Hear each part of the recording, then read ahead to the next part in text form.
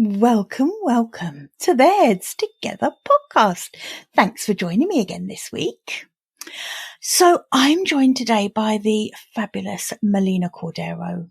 She is just a pleasure to have on the podcast. Conversation with Melina is always really rich and deep, and she is my absolute go-to for all of the questions I have around diversity, equity, inclusion, and all of the other challenges that really we all need to be facing and doing better at in a post-2020 workplace. Melina is the author of the incredible weekly newsletter called Uncomfortable Questions, and we talk about that in the episode. So, without further ado, let's dive in, because the best person to tell you about Melina is Melina. She is very engaging, and she makes what can sometimes be a really difficult subject very engaging and very easy to talk through. So yeah, let's not wait. Let's dive in. Welcome to the Heads Together podcast. I'm Jill Mokes, and I am obsessed with cutting through the noise when it comes to growing your business. Each week, via intimate coaching conversations and inspirational stories, I share what it really takes to get the results you want in a way that feels right to you. I am all about attracting higher ticket opportunities, building authentic relationships, and creating the abundant, full-fat version of your dream business. I mean, how many of us have beavered away creating a light version of what we really want? The thing is, I honestly believe when you're outstanding at what you do, there is no limit to what you can achieve. So, are you ready to put our heads together and make it happen? Let's go.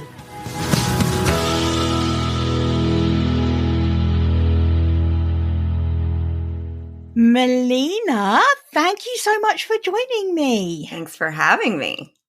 This is exciting. Do you know what? There's something I really love about when I know someone reasonably well and they come on the podcast, because I think we get a really rich conversation because we kind of know each other a little bit, and it's a good, comfortable combo. Go straight in there. Yeah, exactly. I've been really looking forward to you coming on, because this is a topic that is really applicable across the board. And, you know, sometimes I'm conscious that some of the topics I pick are going to be for a bit of a slice of my audience, and maybe not as applicable for others.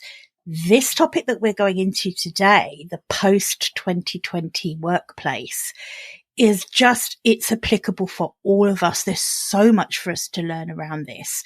So thank you for coming on to share about it with me. Can we kick off by you just introducing yourself and kind of telling the listeners a bit about your journey to where you are now? Sure. I always say about my journey, it was very winding path, but I'm very proud of that. I had fun along the way, and it was hard at times, but also I always encourage people not to shy away from taking steps that feel off the path, but actually it's all part of the path. So my career was pretty unexpected for me when I graduated university, and I had these grand plans of going into one field and ended up in another. And I landed in commercial real estate. So I was working primarily in retail with all sorts of clients. You know, there was major, smaller retailers all over the world, but also with owners and landlords and big banks and pension funds that were owners of real estate. And so a world that I had never really planned to go into, but I was there and I did really well. And I landed in a big sort of Fortune 200 company and was climbing the ladder. I joke I was climbing by accident, like I was falling up. And I did really well. But as I was going through, and, you know, I was in it for about 10 years, the higher I went, the deeper I went into that space, that industry, that environment, it didn't feel right to me. It didn't feel like I was where I wanted to be, even though, you know, financially, career-wise, you look at my LinkedIn profile, it was sort of a great career. It was a great path on the outside. But for me, it didn't really fit. So I found myself sort of open to looking at what was it that I wanted, which is hard to do when you have, a full-time job or 2 full-time jobs, as a lot of us feel we have. And then the pandemic hit. And then it was 2020. And then 2020 happened.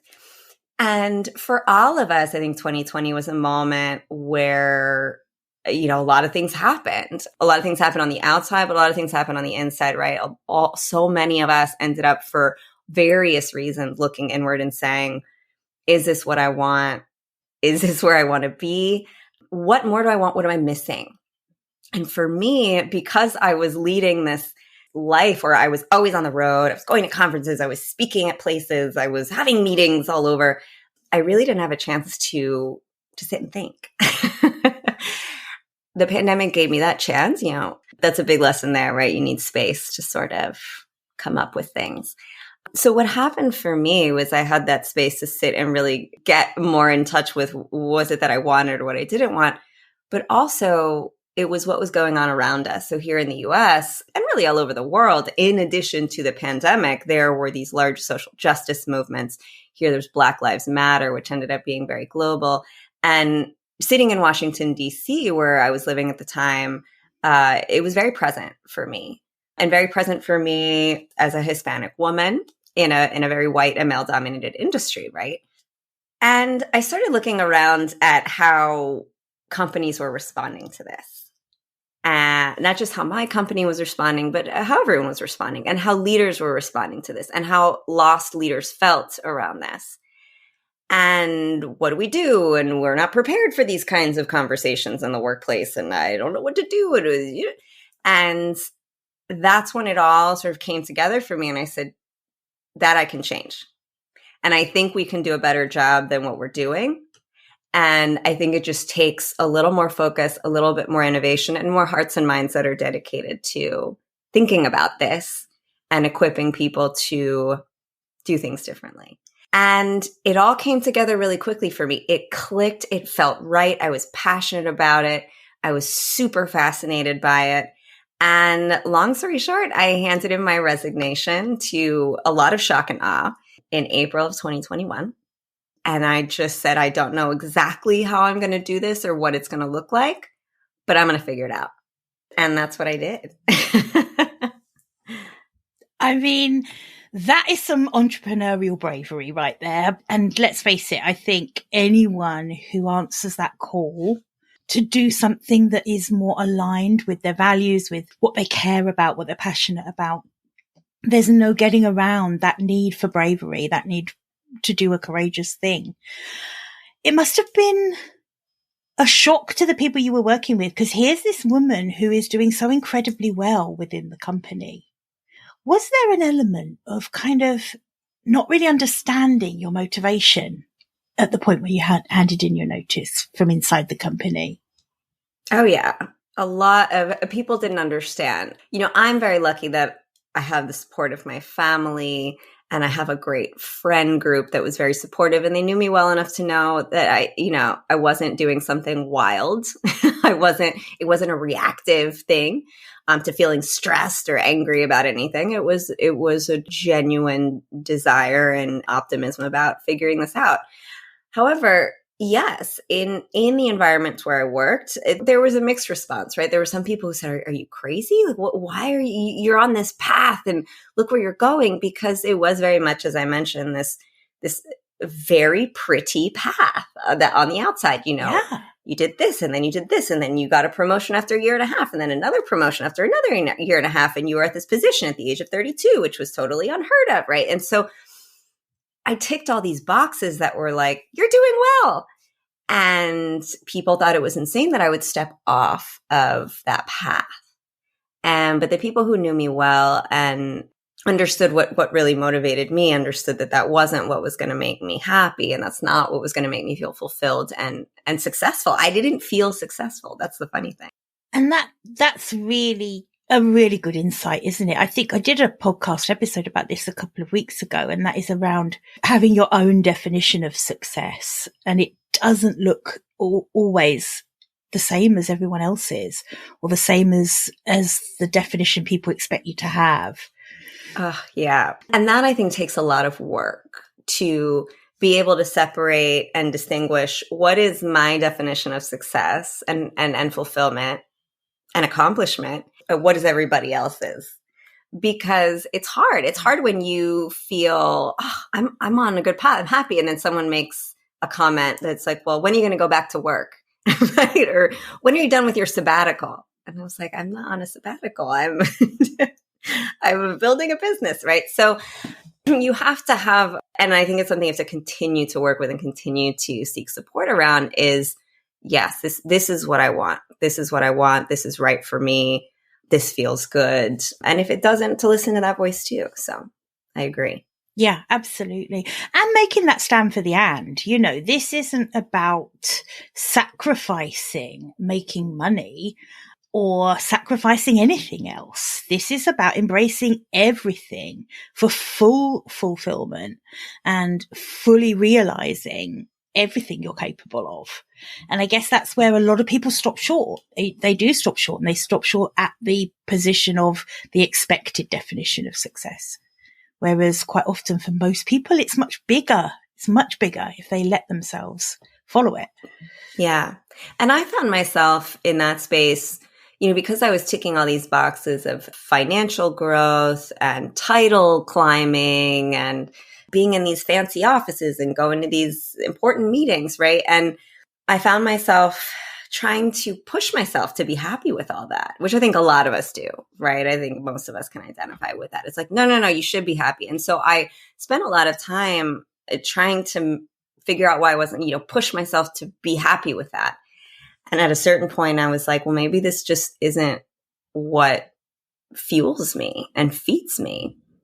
At which point you say, okay, I have to sort of abandon ship on that mission and say, okay, well, what is it that would make me feel good? So what was that transition? What was this new passion that you decided to pursue? Tell us a bit about the work that you did after you handed in your notice. So after I handed in my notice, and this is advice that I got from a lot of people and that I continue to give to people who make a similar move, is you need to take some time to create a little bit of a buffer space between the path you are on and the path you're getting on. Because if you just do this radical shift, you're going to carry over too many things from your past life, right?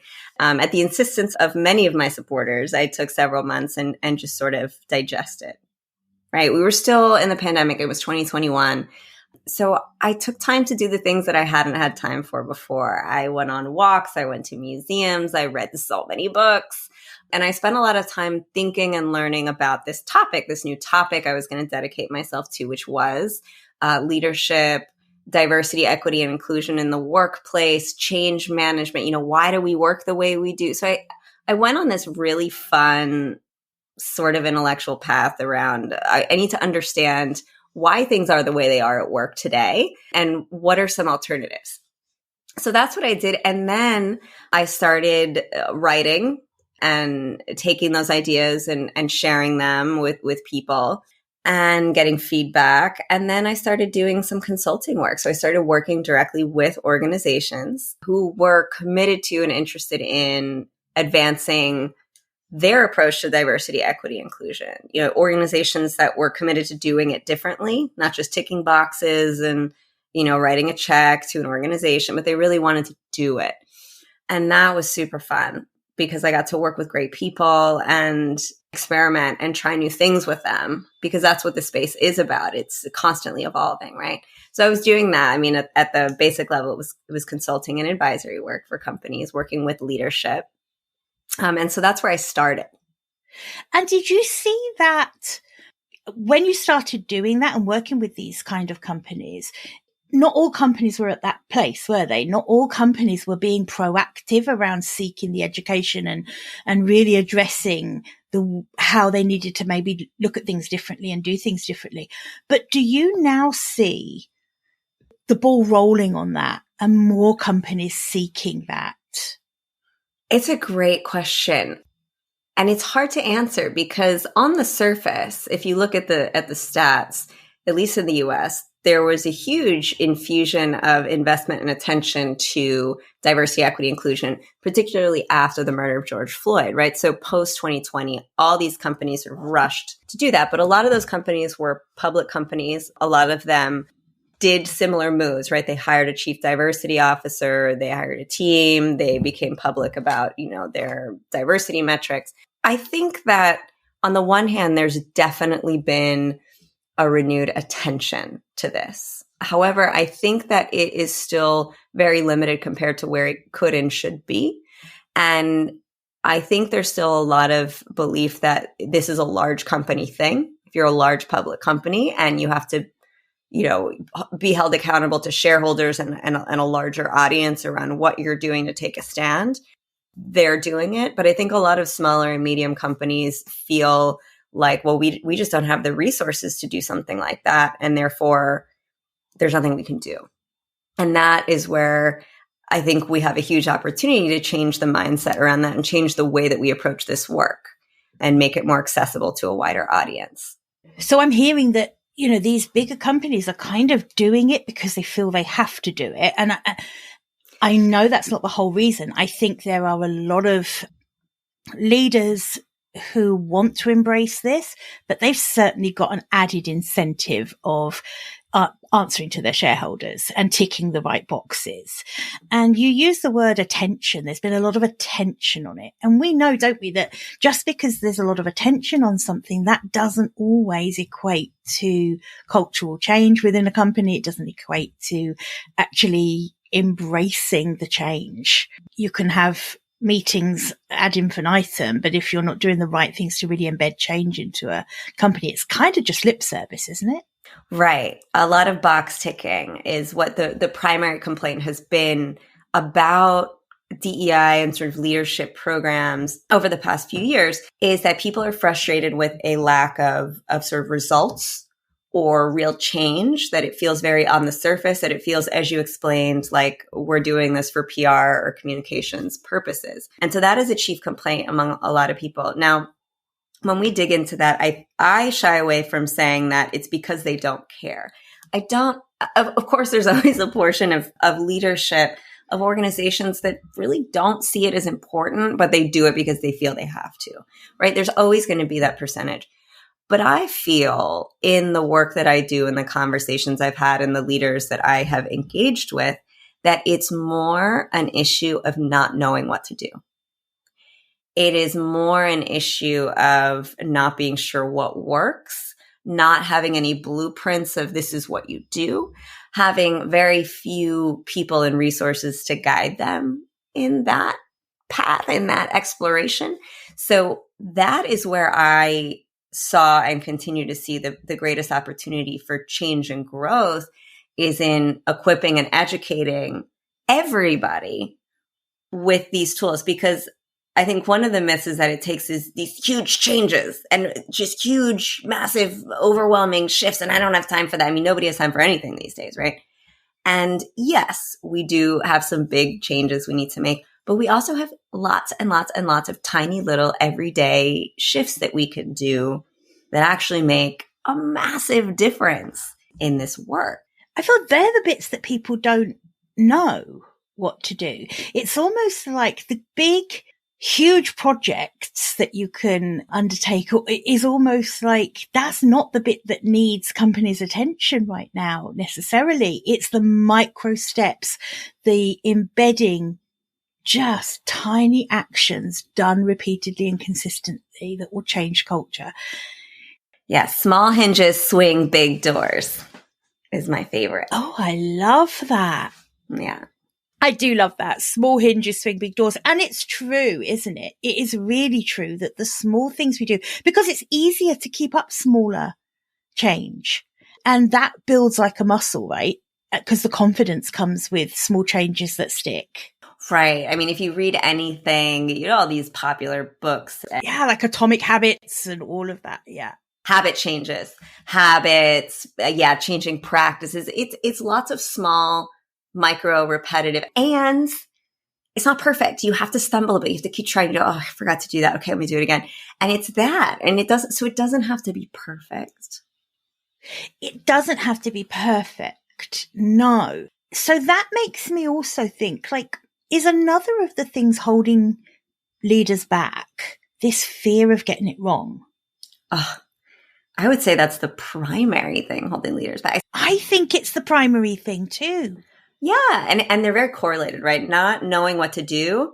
And when you're in that position, being terrified of doing it wrong or doing the wrong thing or saying the wrong thing. Yeah. And can you blame anyone for having that fear?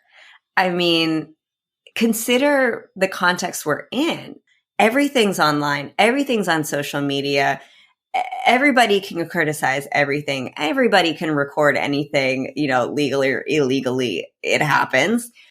And there's backlash for a lot of things. And so the rise of things like cancel culture and the fact that leaders feel and indeed are in the limelight more than ever before, it is terrifying to think, I can't mess this up, because if I do, I could be sort of done for a very long time, right? Right. So it's almost safer to not do anything, isn't it? It's safer to take no action. Exactly. And that inaction out of fear is what I believe is the thing that we need to change, because if we can address that, we unlock an incredible number of people and teams who are doing the work. Yes. So tell me a bit more about that, and tell me how that features in the work you do with your clients and with the exciting project that you're working on. Yes. So as I mentioned, I started off doing this advisory and consulting work around specifically diversity, equity, and inclusion. So helping a company or organizations craft programming and think differently about what they're doing and how they're growing their business, taking things like equity and inclusion into account, right? So that's what I was doing, combining my background in sort of business strategy and client-facing things to incorporate DEI and business growth, right? The things you need to do. But as I was doing that, I was spending more and more time with leaders, right? Spending a lot of time with leaders, having these conversations. They would get comfortable with me and they would trust me. And then they would tell me what they were concerned about. And they would say, hey, can I ask you a question? I don't know what this means. Like this gender pronoun thing, I feel kind of stupid, but I don't get it. Interesting. Would you explain it to me? And so I kept having those kinds of conversations where I realized, there's this other thing that's bigger than just DEI, but it's about providing leaders with support, with a safe space to ask questions and dig into things, and a safe space to not know the answer. That's the thing. That's it, isn't it? A safe place to not know the answer and to not worry about ridicule for not knowing the answer, or about ruining your reputation because you don't know the answer to something, or, because this is so important, I think, and particularly post 2020, where everything became so uncertain for business and for leaders in business. And they were really and are coping with lots of different problems that really they weren't dealing with before the pandemic. So that safe space, lots of conversations that they never had to have before. Why do we always assume that people will become skilled just like that at something new?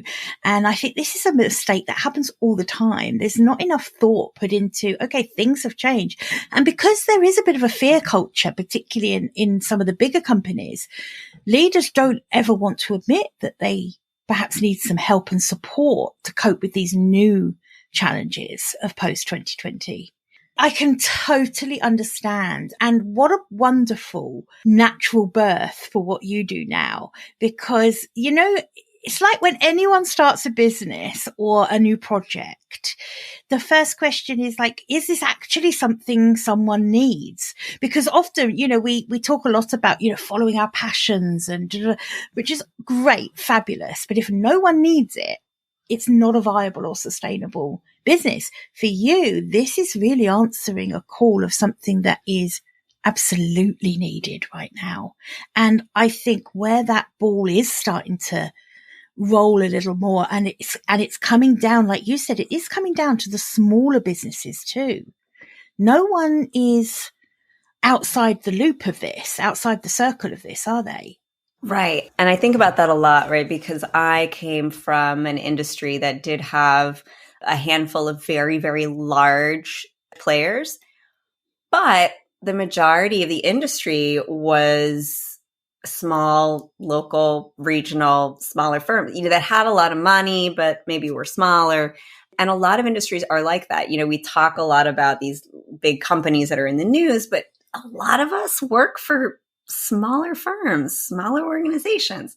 And that's where I think if we think about numbers and mass and habit changes and practices, that's where I think we can make a really big difference.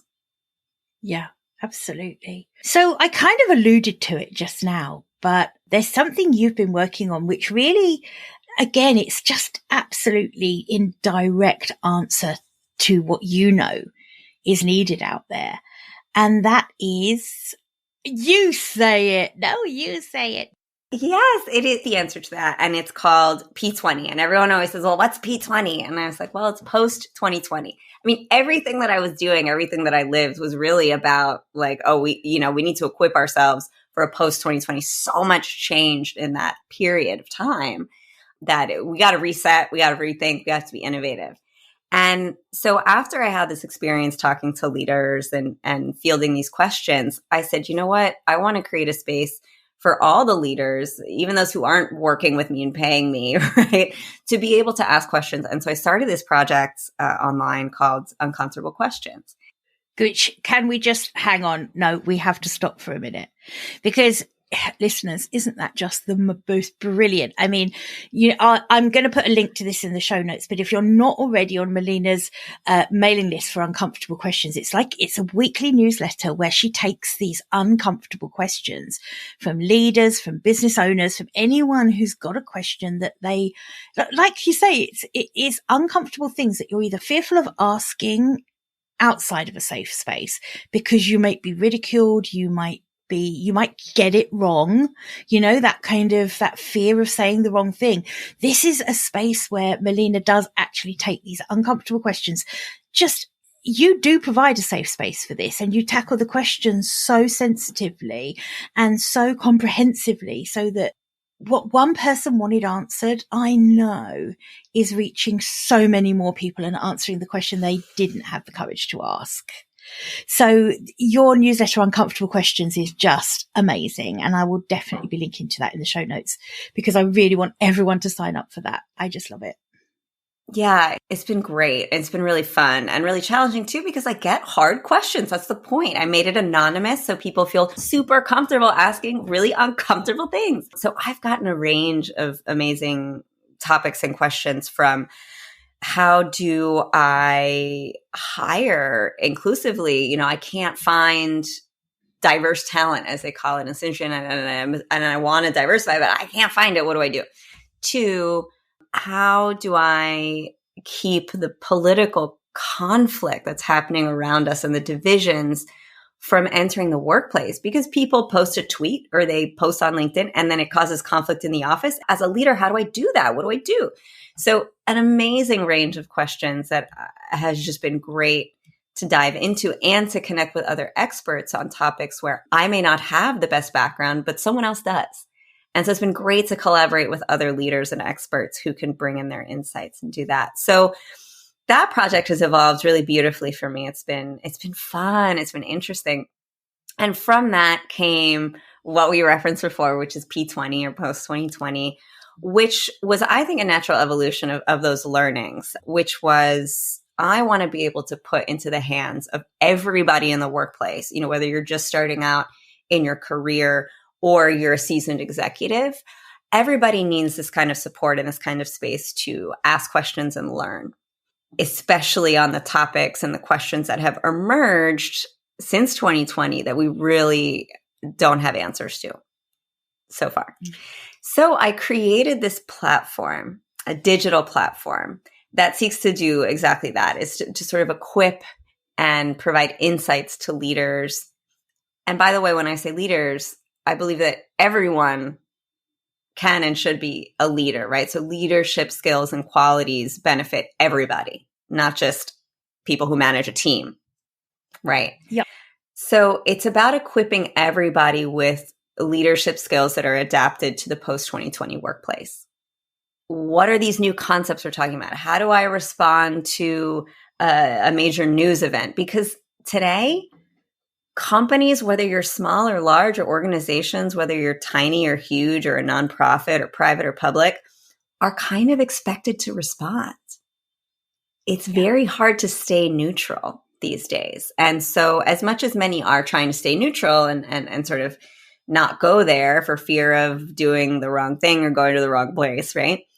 That's going to be harder and harder to do over time. And so the biggest contribution I think I can make to this world of work and leadership and the world in general is trying to equip people and teams with the comfort and the accessibility and the knowledge and tools to adapt and to do things differently.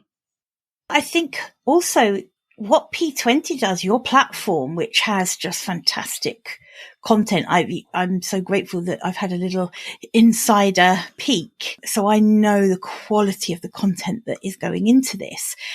But what it also does is it brings everything together from one trusted source. Because at the end of the day, leaders want to do the right thing. I don't doubt that, actually. I think leaders want to do the right thing. So at the moment, what are their options? Well, yeah, some of the bigger companies have appointed someone and made them responsible for this, okay. But there are so many companies where they don't know where to go to for this information. And the problem is there is so much out there from so many different sources. You get information overload, and it's really tricky, isn't it? It's really tricky to wade through that and get some kind of consistency in approach and in the answers. So what I love about P20 is that it becomes this one-stop shop for leaders to come to and put their trust into. You are incredibly open the way that you put yourself out there on video. You speak at a lot of events. You certainly, you have your uncomfortable questions newsletter, which is, you're very accessible to people, and people who know you know how much goes into creating this content and making sure it's a reliable source. So I think for me, anyway, that's the value of P20. It's having this one trusted source to come to and be able to get a balanced overview and really actionable, actual advice around what to do. Well, thank you. I appreciate that. And there's another aspect that I would add to that, which is something that's really important to me that I pay a lot of attention to as I've built this out, which is that it not be boring.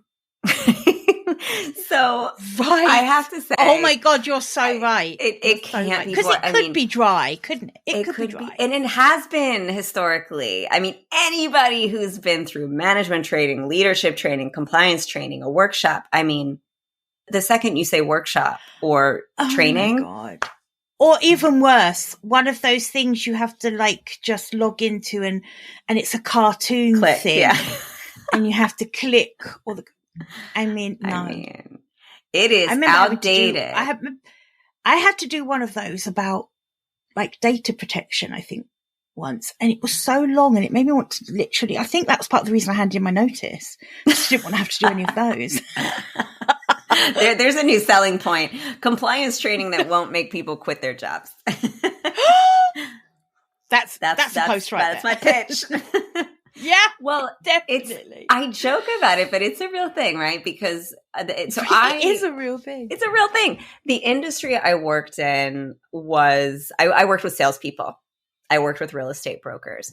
I worked with people who were incredibly busy, who were incredibly focused on one thing, which was generating revenue, making income, selling things, making deals, very focused on that, and didn't like to waste their time. So I started out, when I was in the industry, I was doing research. I was tasked with providing insights to these folks. And that is what trained me to, I joke that I speak and I communicate in bullet points. You have to be to the point. You have to be engaging. You have to tell stories, but do it succinctly. And that training and that experience and working with that audience who we joke have a very, very short attention span, which is part of what makes them successful to a certain degree, right?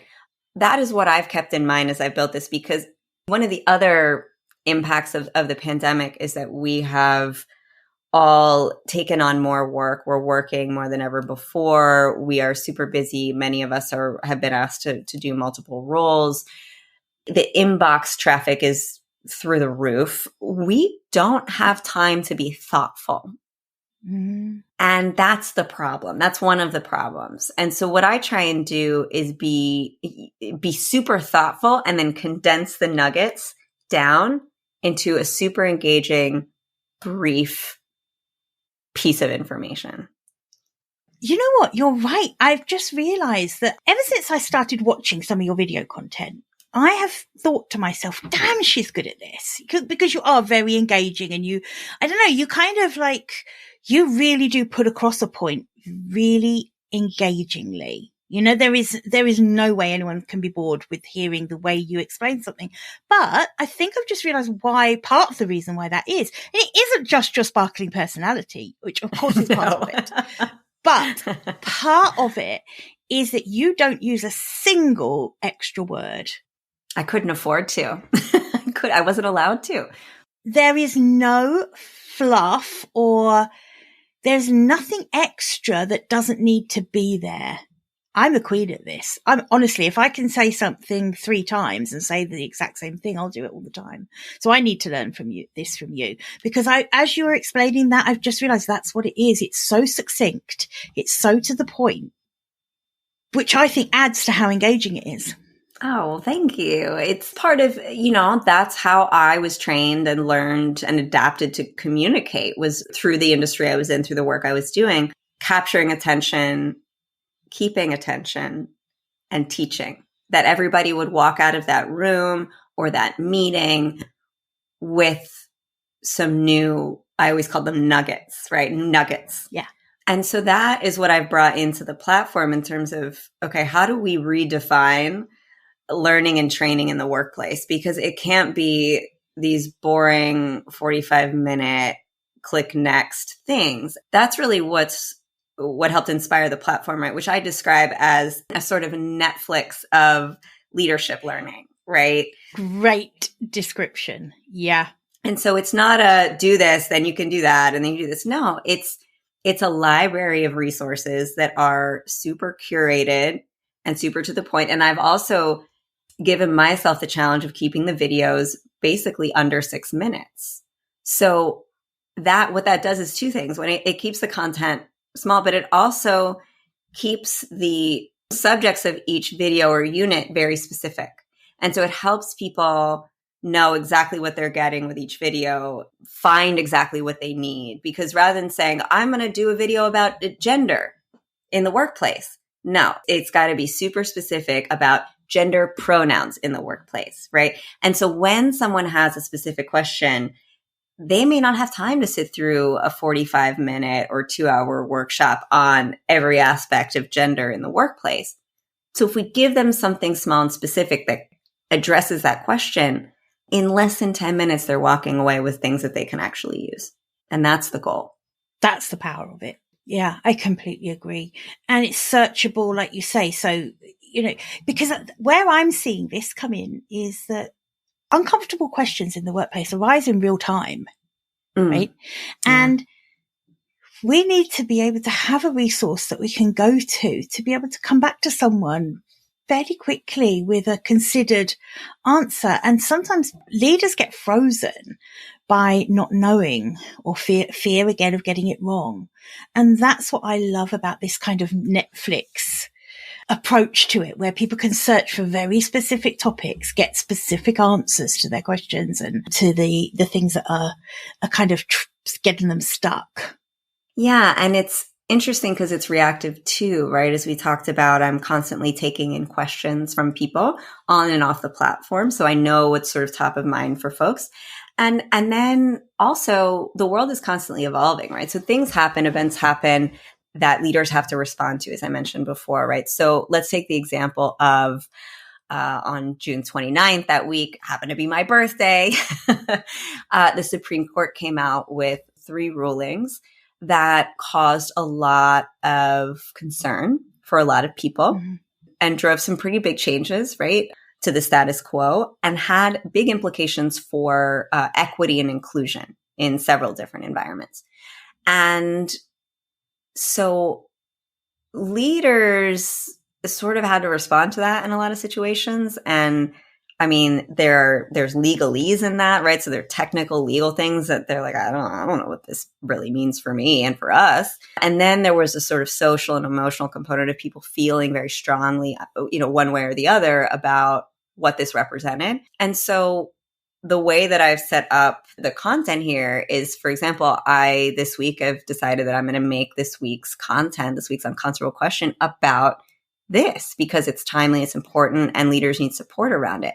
So it's really fun to sit and plan out, okay, these are all the topics we're going to cover this month or this quarter, but to also be able to say, okay, well, actually, I'm going to add this in this week because this is really important. So this is really an ever-growing resource hub, isn't it? And it's really going back to that point about having this trusted place to come to where you can trust that the information it's up to date. It's being reviewed constantly by an expert in the subject. Mm-hmm. It has so much value for people. It's like a peace of mind for people to have that. Yeah. I think it's access to learning, data. I'm a big data person. I mentioned I came from the research world. So I do a lot of research into every topic. So as a little, insight into the process, when I pick a topic, I mentioned gender pronouns before. I get a lot of questions from leaders about, what's this whole gender pronoun thing? Can you just explain it to me?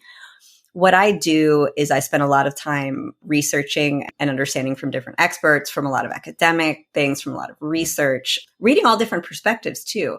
On the topic so that I can condense it down, give you everything you need to know about that topic, and provide you additional resources. If you have more than 4 minutes and you want to dive deeper, you have more questions, here are several resources that I think do a great job of talking about it. The other thing that's important here is recognizing that almost every single one of the topics that we cover on P20 is nuanced.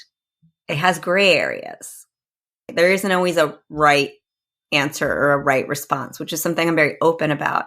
And so what I like to do is also equip leaders with what the different perspectives see and believe so that they can also make their own decisions, informed decisions about how they'd like to approach that topic. Informed decisions. Informed decisions, yeah. Mm-hmm. Really important. So, and I like that. So as well as these videos, like you say, the additional resources that you're providing, links to things and suggested extra research around these topics. But even that, it's a curated list by you, the expert in the subject. So again, when it comes to coming to this one trusted platform to get the information, I think that's the key to this. And that's what is such a service to leaders. Yeah. And, when we talk about curated content, it's really important to me that content be diverse in terms of the format, right? So I always, always, always make sure that when I provide resources to people on a topic, it includes written articles, short and long. It includes audio components. Some people really are audio learners and they just, maybe they listen to podcasts every morning on their way to work. And so that's how they prefer to consume information. That's how it sticks best. And then some people are very visual. And in that case, I always provide videos as well. And I always also, this is something I've done since the beginning, is when I provide a resource, I tell you about how long it'll take to get through. I think, time management, time stress is such a big thing. And, when someone can see sometimes that, okay, this is a 3-minute, this link is a 3-minute investment, it's easier for them to click on it. Yeah. I don't want to click on something and then find out I need to set aside the next 2 hours to digest it all, yeah. Unless I have that time set aside and that's what I want to find something to fill. It's just knowing, isn't it? So I love everything about the platform that you've pulled together. So what's the next step with it? Where are you in the journey with it? So I'm super excited. The platform is built and I'm adding content to it weekly. And so right now it is in what I lovingly refer to as beta mode. So I'm working with a client company that is rolling it out across their 300-person organization. And what we're going to do is really encourage people to use it, teach them about it, and then collect their feedback on it. So it's really important to me that I understand, what they like about it, what they want more of, what they want less of, what works. And so really making sure it's effective in the wild, right? In the wild of the workplace. Before it's set free. Yes. And so we'll be doing that and then opening it up. I will be sort of on an invite only basis and inviting folks to have access to the platform and provide feedback. And of course, if there's anyone listening to this who's interested in participating in that, who's particularly passionate about this or wanting to learn or potentially considering it for their team or organization, you are more than welcome to reach out to me. And I am actively looking for beta testers now. So happy to include folks in that process and to shape, the evolution of this platform. But the goal on a timeline thing is that in Q4 of this year, so before the end of the year, I will be opening it to the masses. And the way that it works is that individuals can subscribe to it. So it's a membership. So individuals can become members of this if they are interested in beefing up their leadership skills and their learning and their awareness of these different topics. So let's say you're an individual, you're eager to boost your management skills or your leadership skills or just learn about these things, but your organization doesn't subscribe to it. Well, you will have access. You'll be able to subscribe to a membership. And then I'm also providing organizational level memberships, right? So if a leader or an organization wants this to be a learning and development platform for all of their organization, they want it to be part of their leadership training in any way, shape, or form, then they will be able to work with me to have what I would call an enterprise-wide agreement, right? It's essentially allow all of their users, all of their employees access to this. Yeah. And I can see that being incredibly popular because it's going to be so easy for companies to roll this out. And also it isn't going to make people quit their jobs. They have to do it. It's interesting about quitting jobs. I spent a lot of time studying the Great Resignation, which I was very much a part of, right? And why were people leaving jobs? And it's interesting that the number one reason people were leaving their jobs was what they described as toxic workplaces or workplaces where they didn't feel welcomed and they didn't feel they were learning anything. And when you look at Gen Z and millennials, right, the younger workforce that's going to very, very soon make up the bulk of the workforce, what they look for in an organization, people think it's pay and this and that, but actually when we look at office workers, the number one thing they're looking for is this a role and is this an organization where I'm going to be learning and growing? And a lot of times we assume that means, they're getting promotions every year and a half or they're getting pay raises, but actually what the research says is what people really want is to feel they're growing, to feel that they're getting new skills, that they're getting, new insights, that they're getting new opportunities. And so this is also an answer to that for leaders who are having issues with retention, for leaders who are looking to attract more talent and more diverse talent, to be able to say, we provide access to this curated platform that provides you leadership and learning support and that allows you to dive in and grow as a leader. That's a huge step towards changing the lack of support so many employees feel in the workplace. And that is a huge incentive for companies to sign up for this, isn't it? Because one of the biggest complaints now is turnover and retention of good people. It's really expensive. It's super expensive. I mean, companies lose and waste billions of dollars a year on retention issues, right? Because when someone leaves a post, then you're leaving a team scrambling. You need to spend money hiring someone. You're losing out on business because you're under-resourced. All the other team members are getting stressed out because they're having to cover the work of a missing role. and then the cost of recruitment, and then the time and cost of retraining someone new. Absolutely. Do you know, thinking about that, if you're listening to this and you're thinking, you know what, all of these uncomfortable conversations, and whether it's DEI, whether it's the other topics that are covered by P20, because it isn't just about DEI, right? If you're listening to this and thinking, I know the company that I work for needs this, or I know that my company needs this, I think one of the most compelling arguments you can put to a company to persuade them is to tell them about the impact on revenue, because most companies, that is where they will sit up and start listening. So that retention argument of saying, look, companies lose staff because people find the workplace toxic to work in. This addresses that. It will have a direct impact. And I think, you know, whatever you can use to get companies on board to start taking those, like we said at the beginning of this episode, the micro actions. It doesn't have to be big, massive stuff. Right.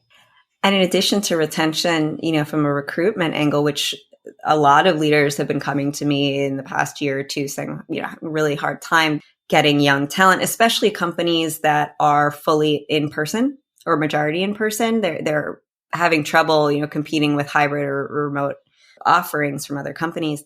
You know, younger workers, when they walk into an interview, are asking, what is your DEI program?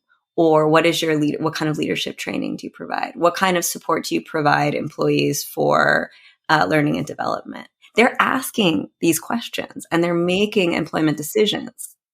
And in the US, at least, and you know, I think this is happening in many markets, but I can speak specifically to the US, the population is rapidly diversifying. Gen Z is entering the workforce, and they're going to continue to enter the workforce. So we have to face the reality that our employee base is going to look and behave and speak and demand differently. And we're already seeing it. They say every generation is sort of marked by some world event, right? Or some contextual factors. So a lot of millennials our careers were shaped by the fact that we kind of entered the workforce during the recession, 08, 09. This generation is marked by when I say this generation, I mean Gen Z, is marked by greater awareness of and concerns for the environment, social and moral values. They expect companies to take a stand on things, DEI, and the fact that they were learning and starting to work during a pandemic. So very, very different ideas, concepts of work-life balance, of what role an employer plays in our lives, right? And so like, love it or hate it, that's who's going to be your employee base. That's the P20 workplace. It's different. It's different. It's different, and we need to do different. We need to be different. Yeah.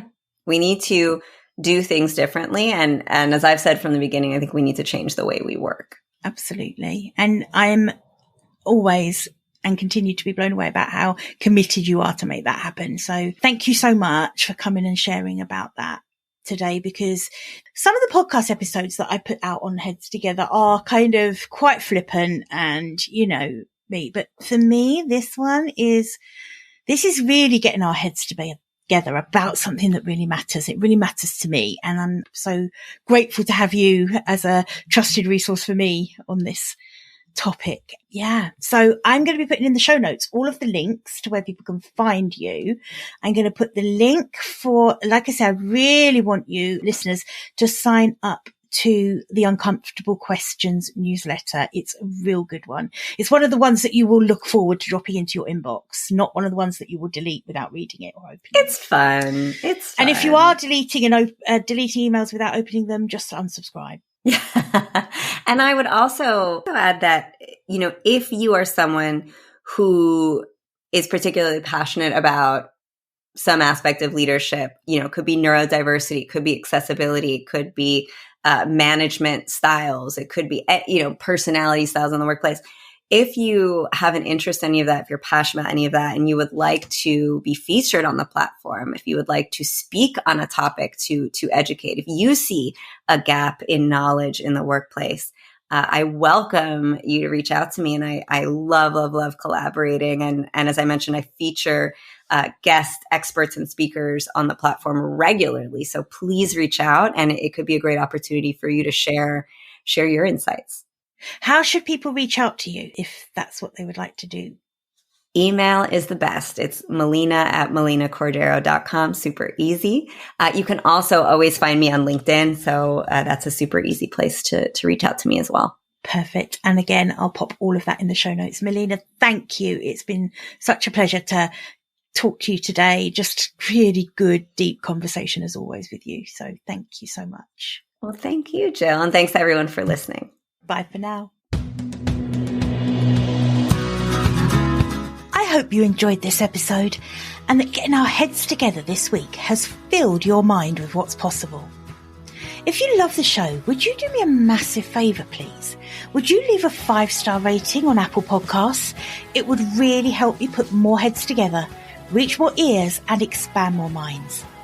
Until next week, bye for now.